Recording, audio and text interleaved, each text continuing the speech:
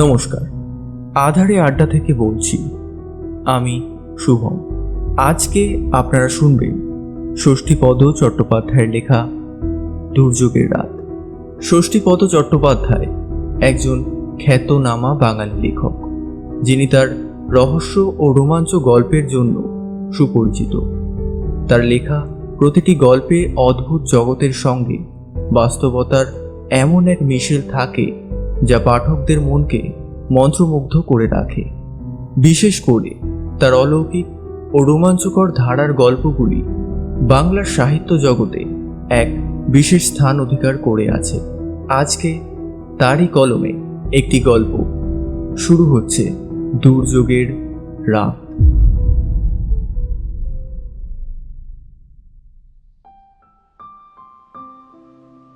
1962 সালের কথা। আমার বয়স তখন 21 বছর। রেলে চাকরির সূত্রে মেদিনীপুরে আছি। তখন বৈশাখের শেষ, প্রচণ্ড গরমে হাঁসফাঁস করছে সকলে।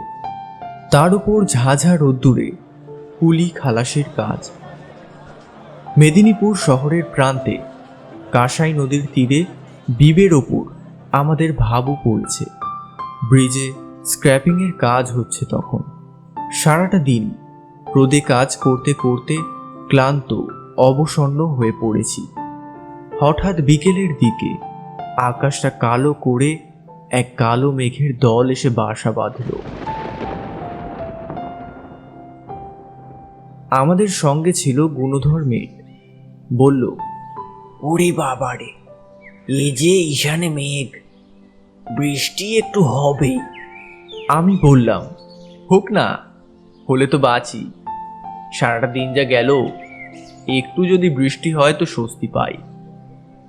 আমাদের সঙ্গে যারা কাজ করছিল, কাজের শেষে তাদের অনেকেই যে যার বাড়ি চলে গেছে। রইল শুধু গুণধর ও গোষ্ঠদা। গোষ্ঠদা কার্পেন্টার। ব্রিজের কাজ তো রেলের স্লিপারের কাঠে বিধ করতে। কাটছাট করতে কার্পেন্টার তো লাগেই, সব সময় প্রয়োজন এদের। তা সেই গোষ্ঠদা ও গুণধর দুজনেই বাজারের থলি হাতে চলে গেল বাজার করতে। নদীর ধারে নির্জন স্থানে তাঁবুর মধ্যে রইলাম আমি একা। কিছুতেই থাকতে চাই না আমি, কেননা একে দুর্যোগের পূর্বাভাস, তার ওপরে ওই ভয়ঙ্কর নির্জনতা। অথচ উপায়ও নেই। অন্তত একজন পাহারায় না থাকলে সর্বস্ব চুরি হয়ে যাবে। তাঁবু পাহারা দেওয়ার জন্য চৌকিদার একজন থাকে, তবে সে লোক আজ 2 দিন হলো অনুপস্থিত। চৌকিদারের নাম জগাইদা। বড় ভালো মানুষ, বয়স হয়েছে। আমাকে বলে, এইসব কাজ ছাড়ো, এইসব কাজ তোমাদের নয়। এর কোনো ভবিষ্যৎ নেই যে এ কাজ ছেড়ে কোনো অফিসে টফিসে তো যেতে পারো। জগাইদা তো বলেই খালাস, কিন্তু অফিসের চাকরি আমাকে দেবে কে? তাই শুনেই যাই জগাইদার কথা, আর শত কষ্ট সহ্য করেও চাকরিটা বজায় রাখি। হাজার হলেও রেলের চাকরি তো। যাই হোক, সবাই চলে গেল, আমি একা মনমরা হয়ে বসে রইলাম। হঠাৎ আমার শরীরের ওপর দিয়ে একটা ঠান্ডা স্রোত বয়ে গেল। বুঝলাম বৃষ্টি হচ্ছে কোথাও। চারদিক অন্ধকার হয়ে আসছে, তবুও কোনো রকমে আলোটা জ্বাললাম। হঠাৎই ঝড় উঠল। প্রথমে গো গো করে একটা শব্দ, তারপরেই কড়কড় শব্দে বজ্রপাত। আলোর চাবুক একটা দিক থেকে দিগন্তে ছিটকে গেল। আমার যেন ডাক ছেড়ে কান্না এলো তখন। সত্যি বলতে কি, এই ভয়ঙ্কর নির্জনে আমার তখন ভূতের ভয় করতে লাগলো। আমাকে এইভাবে রেখে ওদের চলে যাওয়াটা কি উচিত হলো? আসলে বাজার করতে যাওয়াটা ওদের অছিলা। ওরা গেল নেশা করতে। বাজার হয়তো করবে, কিন্তু আজ তা না করলেও কোনো ক্ষতি ছিল না। এখন আমি একা এখানে কি করি? এই নির্জনে ভূতের ভয়, সাপের ভয় সব কিছু পেয়ে বসলো আমাকে। এই দুঃসময়ে মনে মনে ভগবানকে ডাকতে লাগলাম। এমনকি এও ঠিক করলাম এই চাকরি আর নয়, কাল সকাল হলেই পালাবো। গার্ডেন রিচের কর্তাদের বলবো শালিমারে পোস্টিং দেন তো ভালো, না হলে ইস্তফা। দেখি টর্চ হাতে কে যেন একজন দ্রুত আমার দিকে এগিয়ে আসছে। শুধু আসছে নয়, আমার নাম ধরেও ডাকছে। আমি তাঁবু থেকে বেরিয়ে এসেই দেখি জগাইদা। জগাইদা রক্ত চক্ষুতে বললেন, ওই শয়তান দুটো কোথায় রে? বললাম, ওরা তো বাজারে গেছে। বাজারে গেছে? এই নির্জনে তোকে একা রেখে? তার ওপর আবার এই দুর্যোগ। আমি না থাকলেই দেখি ওদের সাহসটা বেড়ে যায়। কিন্তু জগাইদা, তুমি এই দুদিন কোথায় ছিলে? আর বলিস না, গিয়েছিলুম একটু মেয়ের বাড়ি। তা সে কি বিপদ! যাকগে সে কথা। আমি যখন এসেই গেছি তখন তোর আর কোনো চিন্তা নেই, কিন্তু এইখানে এক মুহূর্ত থাকিস না আর। কেন জগাইদা? এই অন্ধকারে যাব কোথায় আমি? চল, তোকে আমার পরিচিত একজনদের বাড়িতে রেখে আসি। এই পরিস্থিতিতে মাঠের মাঝখানে কি পড়ে থাকা যায়? তাছাড়া আকাশের যা অবস্থা, তাতে ঝড় এখনই উঠলো বলে একটু পরে তাঁবু ঠাবু কোথায় থাকবে তা কে জানে।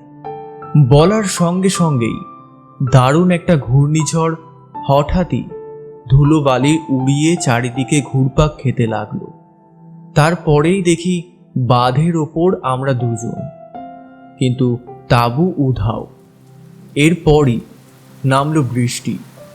জগাইদা ভিজে ভিজেই আমাকে নিয়ে এলেন এক গোয়ালার বাড়িতে। এসে হাঁক ডাক করতেই বাড়ির লোকজন বেরিয়ে এলো। জগাইদার বিশেষ পরিচিত এরা। জগাইদা বললেন, আজ রাতটুকুর মতো এই ছেলেটাকে তোমাদের বাড়িতে একটু আশ্রয় দাও। ওই রকম ফাঁকা জায়গায় কি এই দুর্যোগে থাকতে পারে কখনো? আমি তো আশ্রয় পেলাম, কিন্তু জগাইদা? বললাম, জগাইদা তুমি কোথায় যাবে? তাঁবুর তো চিহ্নই নেই। তার উপর এই রকম ঘন ঘন বাজ পড়ছে, বিদ্যুৎ চমকাচ্ছে, বৃষ্টি পড়ছে, শিলাবৃষ্টি হতে পারে। জগাইদা বললেন, হোক, আমি তো চৌকিদার, এটাই তো আমার ডিউটি ভায়া।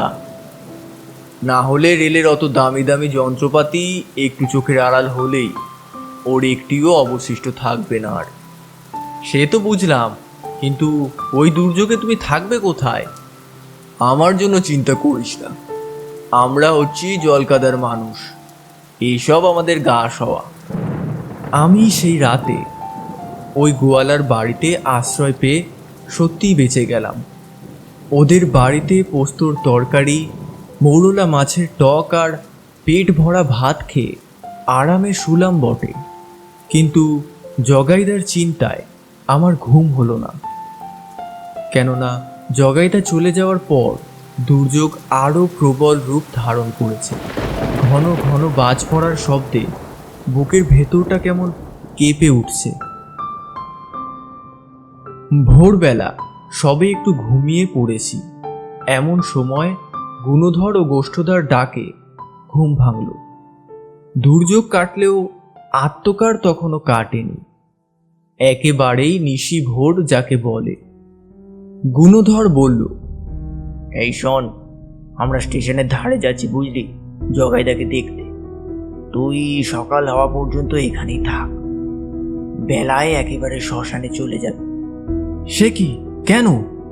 মেয়ের বাড়ি থেকে ফেরার পথে জগাইদা সাপের কামড়ে মারা গেছে, একেবারে জাতকে উঠো, বিরাট বিষ তার, বুঝলি। আমার সারা গায়ে যেন কাঁটা দিয়ে উঠল। ওদের কথা যদি সত্যি হয়, তাহলে কাল সন্ধেবেলা কে আমাকে এই বাড়িতে পৌঁছে দিয়ে গেল? আমি সকাল হতেই গোয়াল বাড়ি থেকে বেরিয়ে নদীর ধারে আমাদের সেই কর্মস্থলে গিয়ে পৌঁছালাম। তখন সেখানে অনেক লোকজন, আমাদের কুলি খালাসিরাও আছে। সবাই বলল, আমরা তোমার কথাই ভাবছিলাম গো, কি দুর্যোগটাই না গেল কাল। তিনজন সহকর্মীকে হারালাম। জগাইদা তো মেয়ের বাড়ি থেকে ফেরার পথে সাপের কামড়ে মরল। গুণধর আর গোষ্ঠ মরল ফাঁকা মাঠে বজ্রপাত। কি? কখন? কাল সন্ধেবেলা নেশা করতে গিয়ে। আমার তো তখন হাত পা ঠান্ডা হয়ে গেছে। এমনও নাকি হয় আমি আর এক মুহূর্ত সেখানে না দাঁড়িয়ে স্টেশনের পথ ধরলাম। সেই শেষ। আমাদের আজকের নিবেদন দুর্যোগের রাত আপনাদের কেমন লাগলো আমাদের অবশ্যই জানাবেন কমেন্ট বক্সে, এবং চ্যানেলটিকে সাবস্ক্রাইব করে আমাদের পাশে থাকতে ভুলবেন না। আজকের মতো এই পর্যন্তই। দেখা হচ্ছে পরের ভিডিওতে। ধন্যবাদ।